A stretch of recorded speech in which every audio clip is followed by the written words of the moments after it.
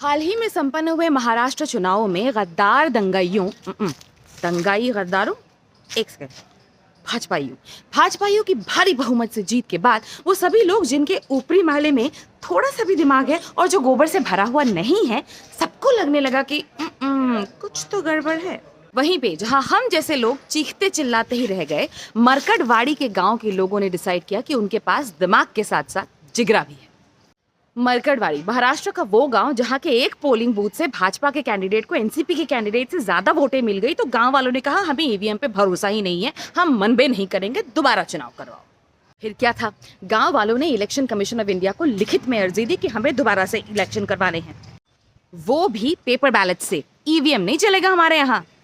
फिर होना क्या था, इलेक्शन कमीशन की फटके हाथ में आ गए। सिट्टी पिट्टी आप क्या समझ रहे थे?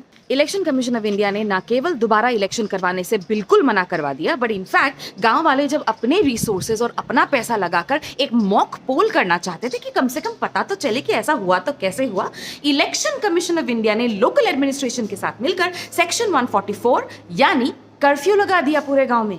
जाहिर सी बात है, आम आदमी प्रोटेस्ट ही तो कर सकता है, कानून के दायरे में रहकर जितना हो सके अपने हक के लिए आवाज उठा सकता है, खासकर तब जब सहारा लेने के लिए उसके पास लोकतंत्र का कोई भी स्तंभ बचा ना हो।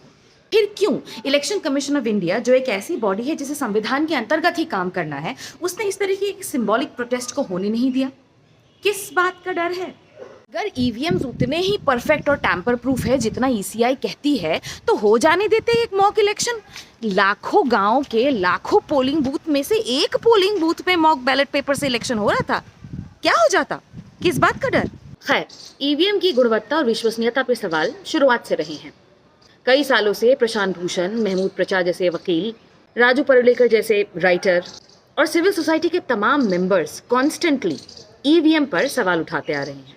बावजूद इसके कि इस टॉपिक को ऑपोजिशन पार्टी, खासकर the biggest opposition party currently Congress party, से जितनी तवज्जो मिलनी चाहिए थी उतनी शायद नहीं मिली है। लोकसभा 2024 के चुनाव के बाद आई एडीआर की रिपोर्ट को ही देख लीजिए। वो रिपोर्ट जिसने कहा कि पूरे चुनाव में लगभग 5 करोड़ से भी ज्यादा वोटों की धांधली हुई है। इतने बड़े खुलासे के बाद क्या एक आंदोलन नहीं होना चाहिए था? बट कुछ हुआ नहीं। इतनी बड़ी धांधलियां क्वेश्चन नहीं होती है तो एक आम नागरिक के तौर पे मैं क्या सोचूंगी?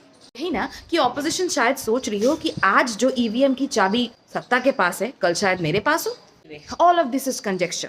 फिलहाल एक उम्मीद की किरण तो ये दिख रही है कि कांग्रेस प्रेसिडेंट मल्लिकार्जुन खड़गे ने कहा है कांग्रेस पार्टी बैलेट पेपर से चुनाव की मांग करेगी और भारत जोड़ो आंदोलन जैसी बड़े आंदोलन को लॉन्च करेगी बैलेट पेपर के लिए, which is a good thing.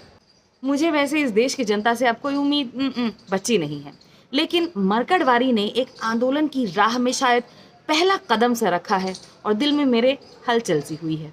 आगे आगे देखते हैं क्या होता है। तब तक के लिए नमस्कार।